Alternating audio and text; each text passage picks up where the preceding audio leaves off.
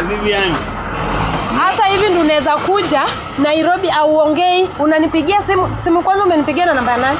Kuna jamaa nimeomba hapa nikakupigia bwana. Kwanza huko Nairobi watu ni wachoyo. Tumeomba. Watu ni wachoyo. Simu yako iko? Simu ya juzi yenye nimesikia umenunua iko? Sasa acha nikuambie, mimi venye nimetoka huko, nikishuka hapa hivi. Jamaa ameniambia ameibiwa simu. Nimsaidie simu yangu, aweke namba apigie mtu wako. Mimi nikampatia simu. Sasa yeye venye ameenda mpaka saa hii, nimemngoja ameniambia uko na akili, uko na akili. Alikuwa amevaa nguo ya red. Nguo ya red?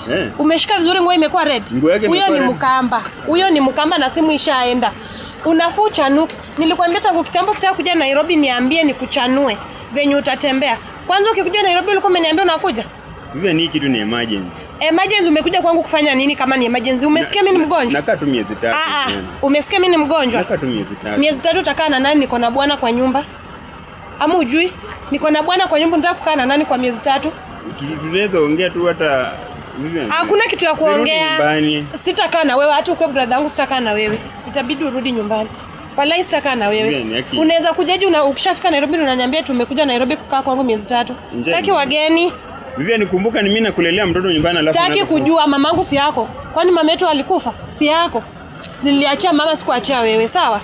Sawa. Vivian nakusaidia vitu kwa nyumbani. Sasa kuna rudi penye umetoka ndio utafuta simu yako. Mimi hutaniongelesha venye unataka. Unanisaidia kufanya nini? Kunilimia kwani niko na shamba huko? Baki na mradi fanya.